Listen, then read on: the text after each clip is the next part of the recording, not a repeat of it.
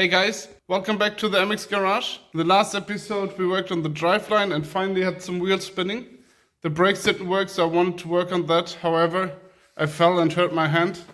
It's okay again, it only hurts sometimes now, and I was on a work trip. But now I'm back so I can fix the brake and keep on working on it. But first things first, I have to jack up the rear end so I can take it apart. I got the wheels off and I also removed the belt, so it's easier to drop the rear end down. In addition, I have these jack stands, which are just gonna catch it, so it's not gonna fall all the way. So I'm gonna remove those two, and then one there and on the other side. So 4 bolts, and the entire rear end should drop. After removing the 4 bolts, it looks like this. It's completely off, and it's actually quite nice with those 2 stands, because I'm working alone, and then I have something which can hold it for me. And 20 minutes later, I got it off. It was actually fairly straightforward to drop it down, take it out. I expected it would take longer. So this is my setup. I took the cap off the fluid container and placed it as high as I could. I just zip tied it in place, so it's a little jank, but it will work. And since my hand is still kind of frogged up, I will use a zip tie. So I will squeeze it, hold it, put the zip tie around it, hold it in place, then loosen this, watch this pipe if there's any bubbles coming out. And then close it again, pump again a couple of times, keep it closed, and continue that process. The reason why I opened the cap is so the liquid can actually go down. I need to keep an eye on it so that it doesn't get low. If it gets low, I will have to fill it up again. Before installing the brake caliper, I decided to test it while I have it all out, so I can make adjustment. This piece of metal is roughly the size of the brake disc, and now I don't have a hand free, but if I squeeze the brake, this is still loose.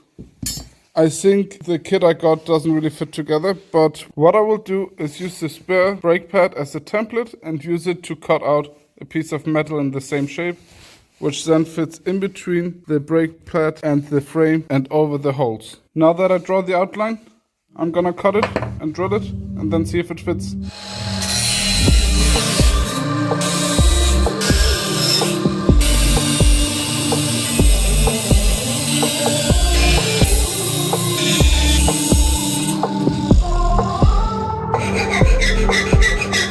I installed the plate I just cut. It's literally just pushing it back and then getting it over these pins. And the gap is still there and it fits over this. But I think if I now press the lever, let me see. Yeah, now it works. Great. I'm considering if I should paint this because it's already a little rusty, so I might just grind it down and give it a fresh coat of paint and then probably do something else in the meanwhile. Something like these guys. While the paint is drying, I will install those. Those are rubber bump stops I bought in Biltema, and I will install them under the seat. I used to have these little ones here.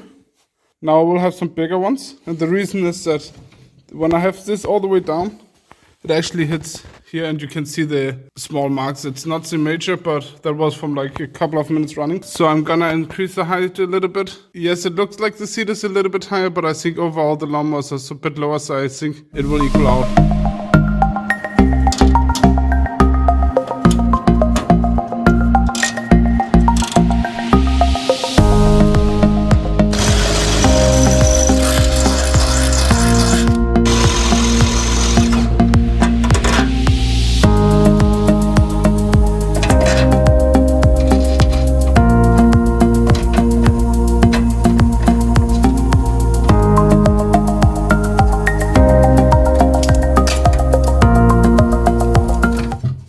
Here we go. That's how it looks now. Small job done. And up to the next thing. I'm gonna cut a circle so I can weld this tab to it. And I will show you afterwards what it's for.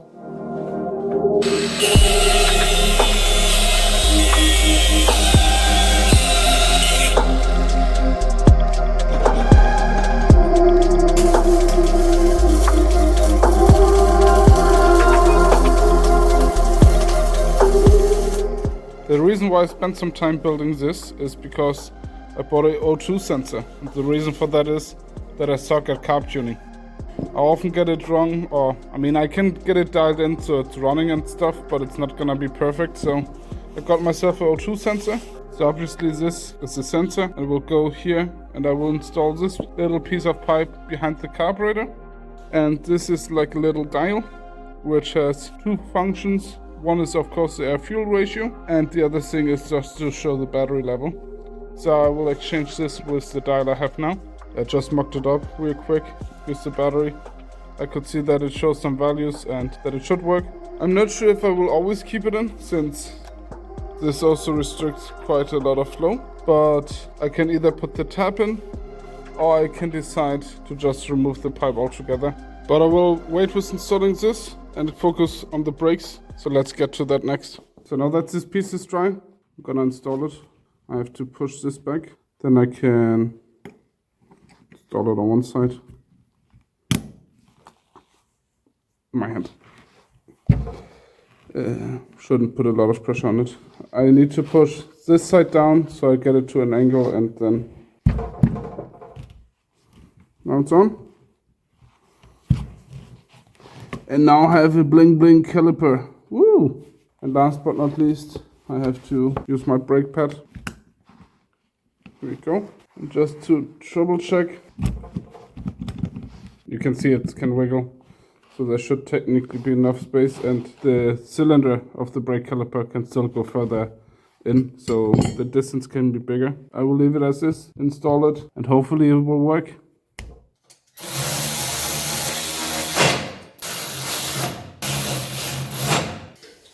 Why can I put it fully and still turn it? This is easier. It's because everything is fucking crooked. Like I can already feel that it's grinding, but when I pull it shut, I can still turn it. It's harder, but I can still turn it. Another thing is that I think my brake calipers are not aligned properly compared to the axle. I spent some more time with the brakes and put it all back together and made sure that it worked before I installed it. So I added this plate, as you already know, to keep the distance a little bit smaller. Then I realized that this wire was slipping because I only had it mounted temporary with some zip ties. And obviously that's not good enough, so I added a plate like this, where I can squeeze the two metal sides together, holding this wire so it can't slip or anything over a long surface, so I'm also not just pinching it. I added this part, so this end is also held together in a proper way. And I also welded this part. I know it's beautiful welds, but I re-welded it so it's more aligned. The brake calipers weren't perfectly aligned with the brake disc. Now that it should be okay. I also clearly noticed was that when I press it all as hard as I can't push it all the way together. And I don't know if I can show it with one hand, but I simply can't move it. But with one hand, I can move it. I know that was kind of a bad demonstration, but it's difficult with one hand. So next up, I will put the rear end back in the lawnmower.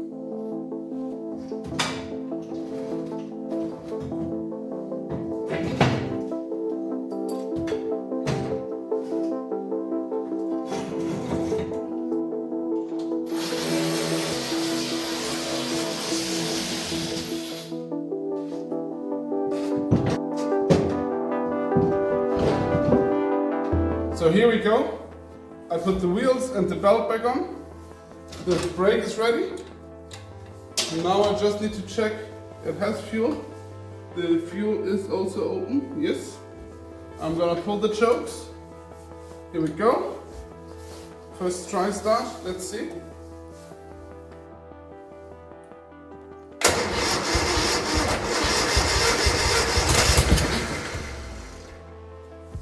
Sync the connection. That got warm.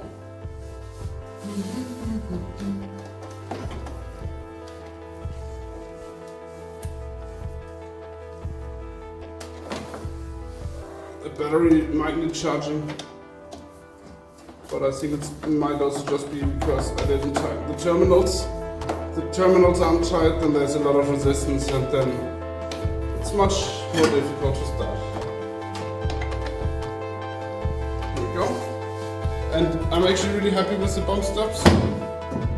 Now it's not hitting. I might need to lift the front as well, but I will figure that out when I sit in it. It might be nice to sit like that. It might be really annoying. Let's give it another go.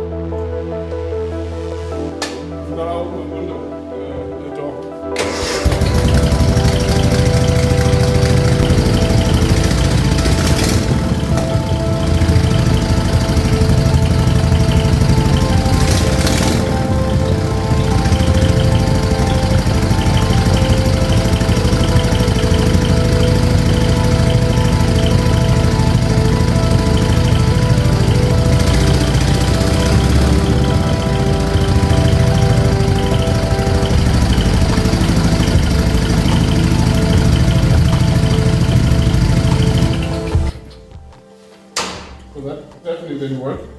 But I think I can adjust it a little bit here and then it might work. Let's try this again.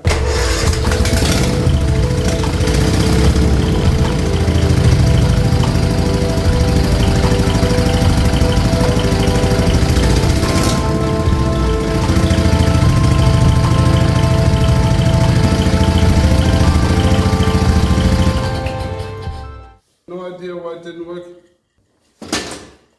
I don't know, I suck at this, fuck it. So, fuck brakes. You don't need brakes to drive, you just need them to stop. As you could see, clearly, all the effort I put on the brakes was for nothing because it still doesn't work. I need to have a look at why it didn't work. When I had the rear end out on the table and was testing the brakes, I could definitely feel that the wheels were locking up. It's also difficult for me to test right now because I only have one working hand and I can't put pressure on it. But it was working, now it's not. It's good that I don't just test drive it, but yeah, I was really hoping that I would be done with this so I could release the video today. And I probably will still release it, and then you can learn how not to fix brakes, I guess, because a lot of the effort was for nothing. So I guess in the next episode, you won't guess what we will be doing once again. Fucking brakes.